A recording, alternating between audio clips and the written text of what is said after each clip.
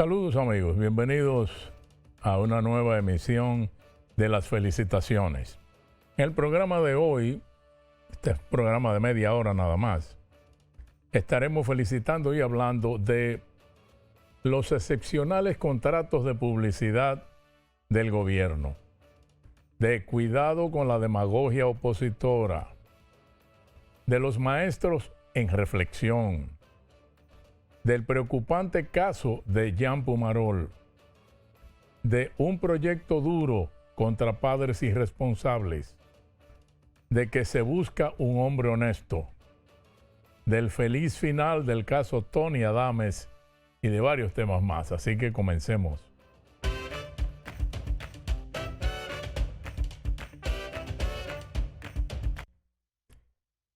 Recientemente el diario digital El Briefing publicó un análisis que, por considerarlo de interés y por lo bien documentado que está, decidí traerlo a usted como reflexión invitada para el programa de hoy, ¿no? El punto único del análisis que ellos hicieron son los contratos realizados por la Dirección de Estrategia y Comunicación Gubernamental, firmados por su anterior director, el señor Homero Figueroa. Se trató de unos contratos gruesos con agencias de publicidad por excepción, contratos por excepción, o sea, contratos directos, sin licitación, diciendo que eran obras técnicas y científicas y servicios con exclusividad. En casos que según compras y contrataciones no caían en ninguna de las categorías permitidas por la ley. Y no lo hizo solo una vez, lo hizo varias veces. Mire, la regla de oro en las compras públicas es sencilla. El Estado debe contratar por licitación. Un concurso abierto donde los proveedores compiten libremente.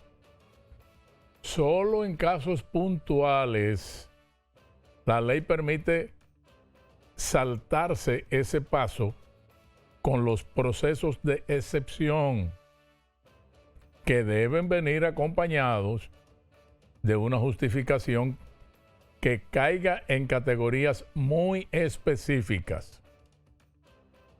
Esas categorías son razones de seguridad o emergencia nacional,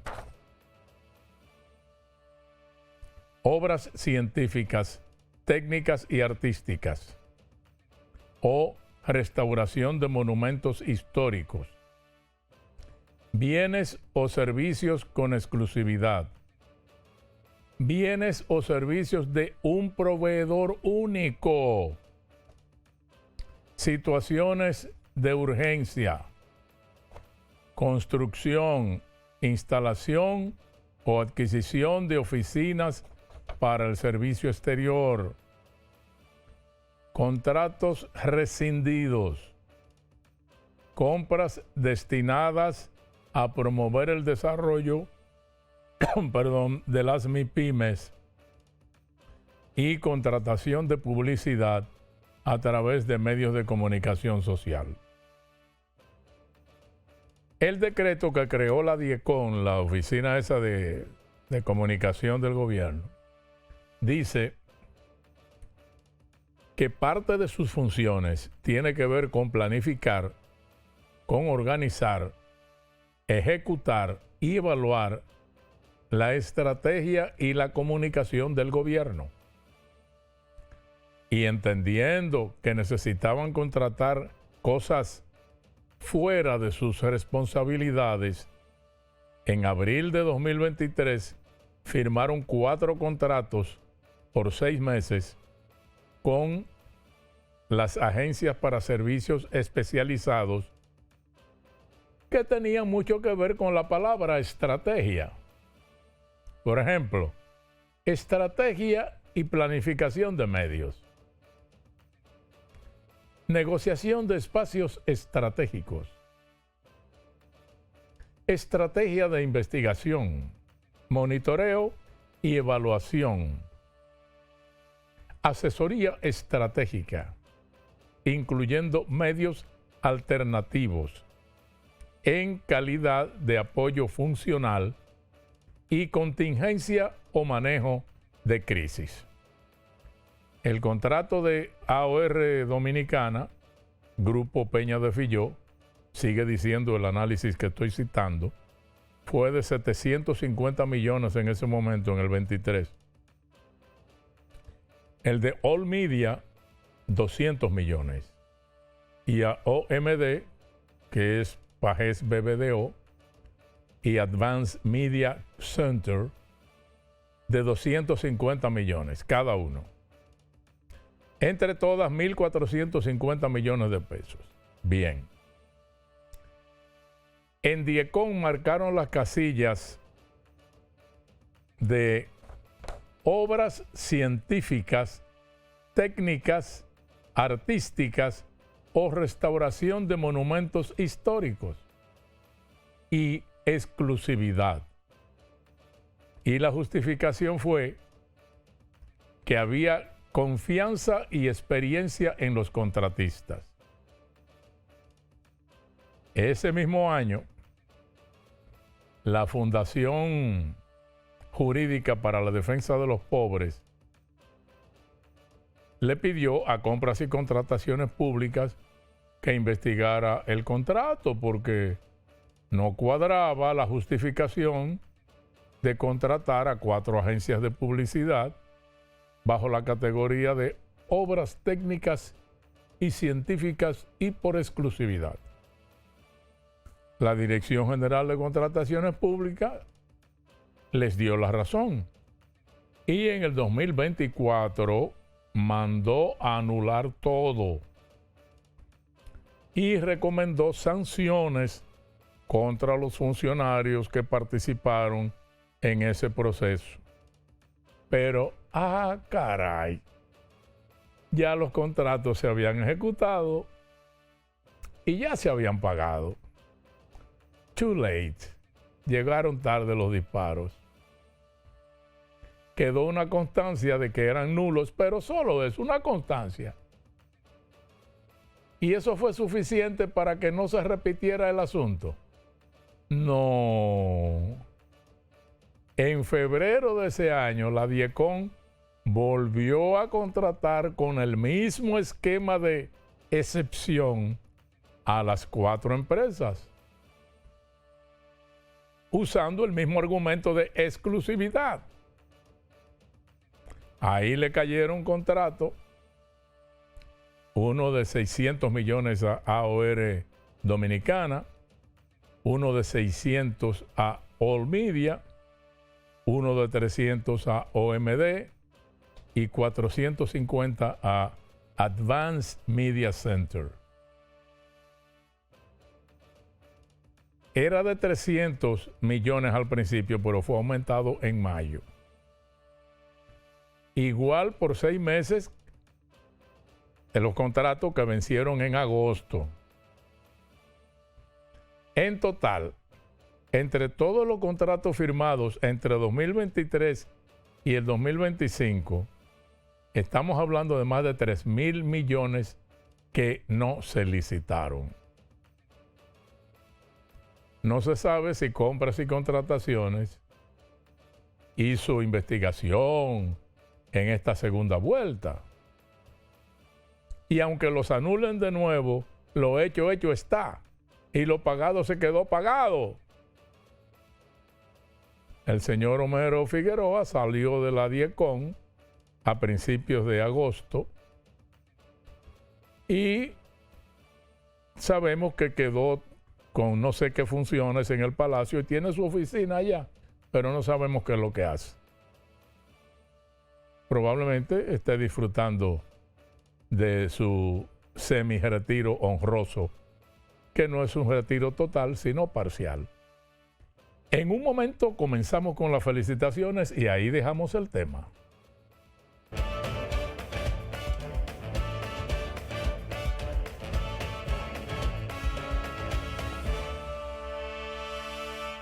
Hay algo que se ve HD. Que puedes entrar al banco sin cancelar tu reunión más importante. Tu vida se ve HD cuando entras al banco sin quitarle tiempo a las cosas que realmente importan. Vive la mejor experiencia digital desde la app hasta la Z. El futuro que quieres se ve mucho mejor cuando... Tengan buen día. Ay, disculpa. Un nuevo diseño. Buen día, hermano. ¡Hey! ¡Buen día! Buen día. Que tenga buen día. No va buen día. Y este día Ay, no. Día difícil, ¿eh? y buen día. El día está bueno, va buen día.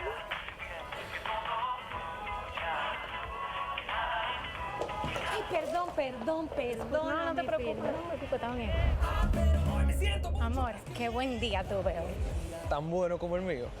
Los buenos días los hacemos todos. Café Santo Domingo, 80 años haciendo los buenos días de los dominicanos. Buen día.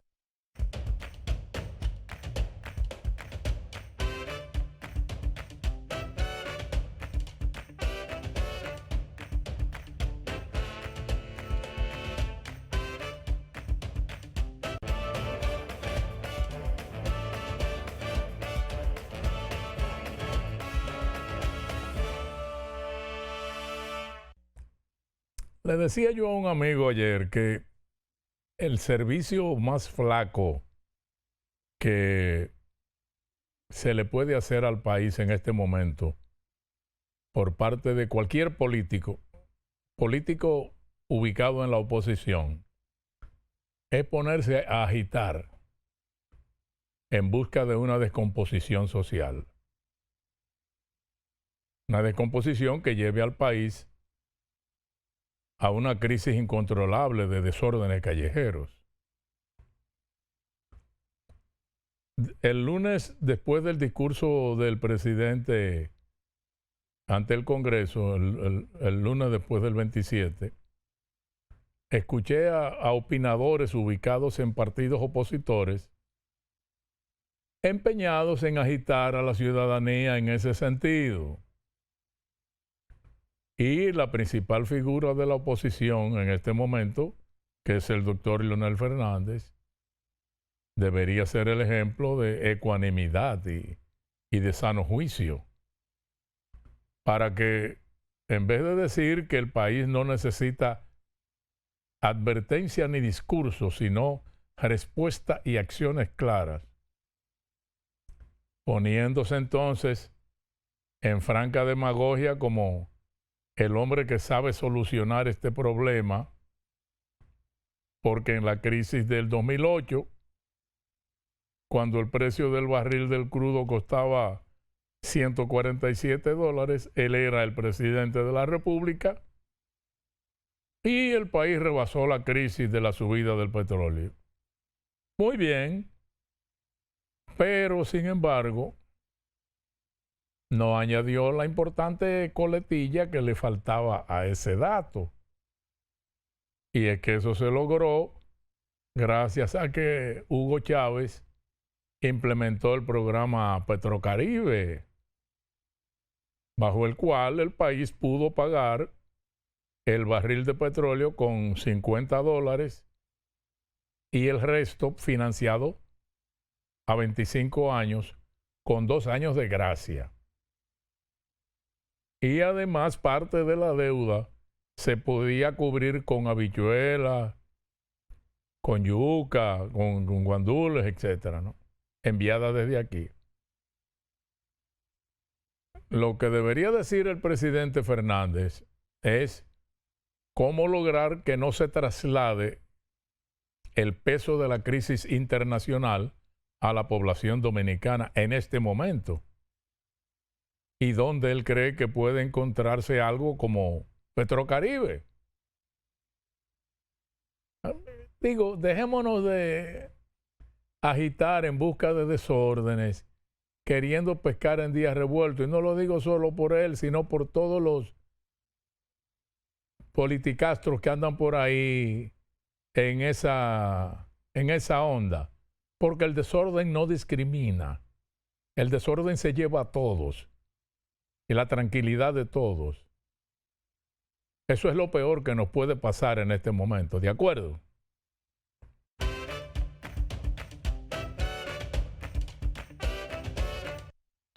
Con tantos fines de semana, tantos sábados para celebrar un congreso, la Asociación Dominicana de Profesores no encontró mejor día que uno laborable. Y peor aún, que el Ministerio de Educación autorizara la suspensión de la docencia para que el gremio, que tantas huelgas ha protagonizado, celebrara lo que ellos llamaron el primer encuentro de un congreso, que es un congreso que va a durar todo un mes. Y por si algo faltaba, se escuchó la bravuconería del presidente de la ADP advirtiendo a los directores de escuelas que deben ofrecer todas las facilidades necesarias para el desarrollo de la jornada denominada Jornada de Reflexión, la educación pensada desde el magisterio. O sea, van a reflexionar nada menos que en los mismos planteles que ellos han denunciado como deteriorados, como inseguros, para justificar la suspensión de la docencia en varias ocasiones. ¡Ay, qué lindo! Pero para los congresos sirve. ¿Por qué hacerlo un miércoles, afectando la docencia y no un sábado? Nadie lo entiende, ¿eh?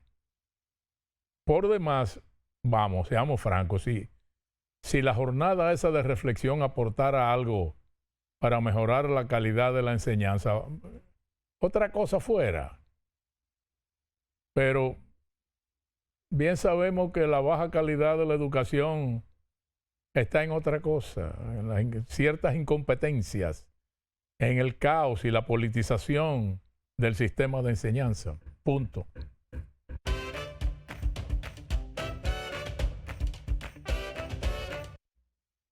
La decisión del juez que dejó en libertad a Jean Pumarol, el joven que en julio de 2025 mató a cuchilladas a la señora Yvonne Jandal, de 70 años de edad, y también ese mismo día hirió a 5 personas más, incluyendo a su papá. Pues la decisión del juez sigue generando controversias y preocupaciones que son entendibles, porque el juez tomó su decisión basado en el informe del INASIF, que concluyó que es altamente probable que Jan estuviera en un brote psicótico el día que hizo lo que hizo. Bueno, pero ese informe también dice otras cosas que el juez no tomó en cuenta. ¿Cómo cuáles? Bueno, el informe recomienda que Jean Pumarol fuera enviado a un pabellón de salud mental para garantizar su integridad física, mental y social, porque presenta alto potencial suicida y homicida. En una segunda evaluación, el mismo Jan reconoció haber tenido alucinaciones y delirios, y hasta llegó a creer que la CIA y el FBI lo estaban siguiendo por sus conocimientos en ciberseguridad. El juez no tomó en cuenta nada de eso, ni tampoco el hecho de que en el 2017 Jan andaba en la calle con letreros anunciando el fin del mundo y diciendo que Dios lo poseía. Según el informe, llegó también a amenazar a su mamá. En ese momento lo internaron a la fuerza, le dieron terapias fuertes y terminó saliendo con una indicación de un antipsicótico fortísimo. En el 2021 lo reingresaron sedado desde su casa y en una actitud amenazante. 4 meses después, su papá pidió que le dieran el alta en contra de lo que opinaba el centro donde estaba internado. Que el centro hasta exigió una carta de descargo. Bueno, 6 días después de eso, el muchacho intentó prenderle fuego a la casa. Lo internaron otra vez. Pero en febrero de 2022 la familia volvió a pedir el alta. Mire, para los que tenemos admiración y respeto por esa familia, especialmente en mi caso yo por su hermano, que es un destacado golfista y he tenido comunicación con él en varias ocasiones, y un gran ser humano. Tratar este tema es difícil y duele. Pero en mi caso yo lo trato porque veo que, bueno, sus hermanos ahora aparecieron en un video muy sincero, tanto Willy como la hermana, anunciando que ya lo estaban ingresando en un centro psiquiátrico. Que ojalá lo puedan controlar ahí, que no escape, porque está el peligro de otra desgracia latente que podría enlutar, además de su propia familia, a otros cercanos, ¿no? Y entonces hay otra cosa. Tengo la nota de que la familia Handal, o sea, la familia de la señora de 70 años que él murió, que él mató, apelará a la decisión del juez por entender que hay contradicciones en la manera que el juez valoró las pruebas, cohibiéndoles de ir a juicio de fondo. O sea, esta gente quiere ir a juicio de fondo. Es triste la situación de esa familia con este joven. Así que roguemos porque no se repita lo que ocurrió y que la calma reine por fin en esa familia.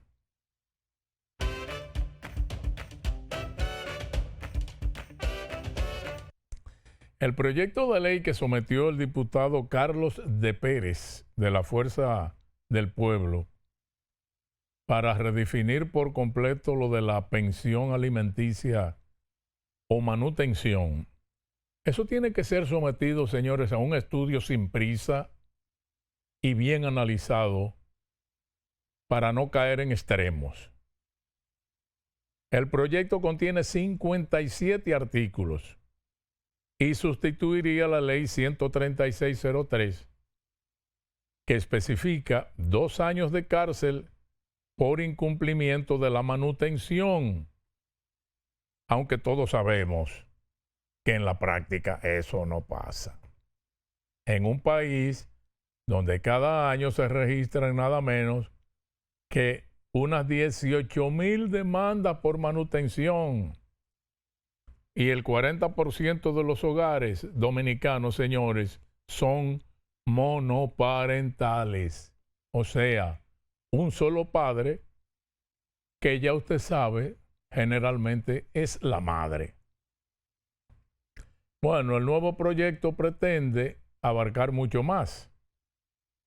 crear un registro nacional de alimentantes que estaría conectado con el sistema financiero, la justicia y la Junta Central Electoral. Eso permitiría entonces detectar un incumplimiento automáticamente, 5 días después del vencimiento. Y ahí mismo entonces se activarían unas medidas sin que la madre tenga que ir a donde un juez. Los pagos serían bancarizados por obligación. Nada de que entreguen efectivo, ni te mandé los cuartos con un mensajero. No, no, no.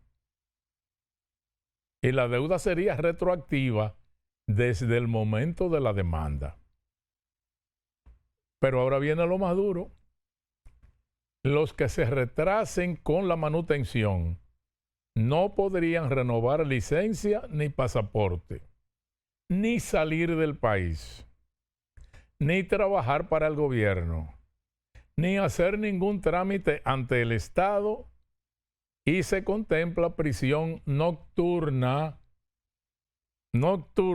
para que el que se retrase siga trabajando de día para poder pagar y vaya a la cárcel de noche. Por eso yo digo, señores, que un proyecto con una longaniza de penalidades como esa amerita análisis de especialistas y sin apresurar la cosa, por Dios.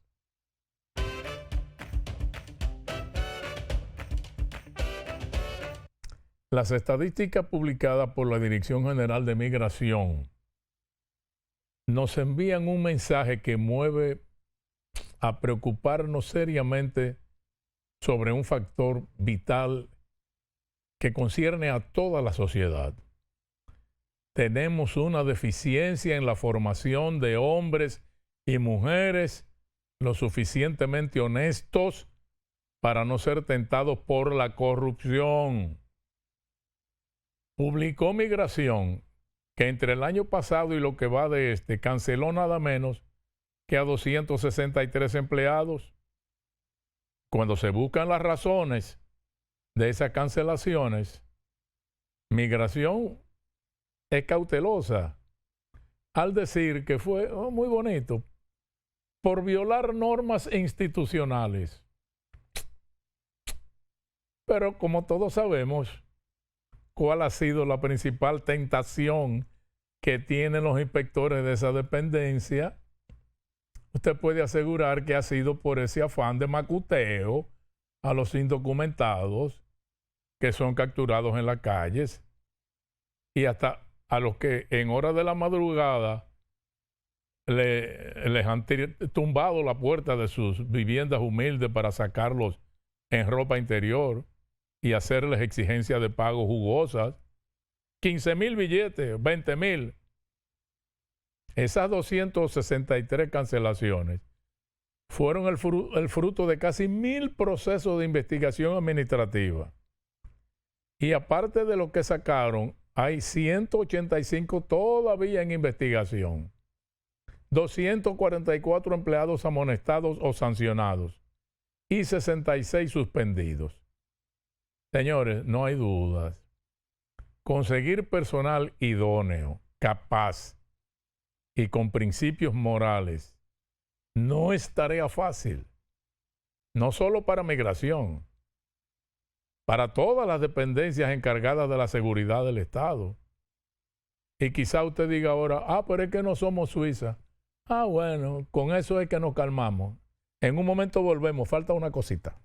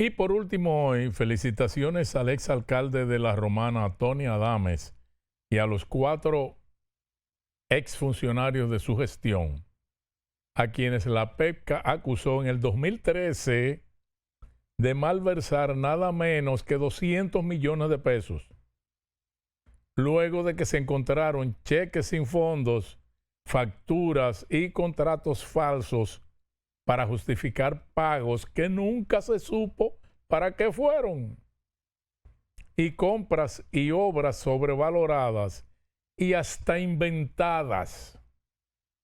Pues nada, va la felicitación, porque hace pocos días, o sea, 13 años después de abrirse el caso judicialmente, un tribunal de La Romana declaró extinto por caducidad el caso contra 3 de los acusados, dejándolos a todos libres.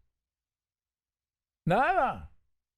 Sencillamente que el proceso venció por vejez. La misma estrategia, la misma jugada a la que apuestan los abogados de muchos casos gordos que actualmente se están conociendo en otros tribunales. Y ahí quedó. A pesar de que ese mismo tribunal había rechazado la solicitud de caducidad varias veces. Y oiga qué belleza. Para conocimiento del caso, se celebraron más de 210 audiencias entre tribunales de La Romana y San Pedro de Macorís. La defensa pidió decenas de veces que cambiaran a los jueces y otras tantas se quejaron formalmente por fallos en el proceso penal. Claro, eso paralizó el juicio muchísimas veces y nada, y para ponerle un adornito surrealista al asunto, porque este es surrealismo, en el 2020, con el caso activo, el principal acusado, don Tony Adames, ganó las elecciones y se convirtió en alcalde de nuevo. Ay, señores, muchas gracias, que la pasen bien, hasta la próxima.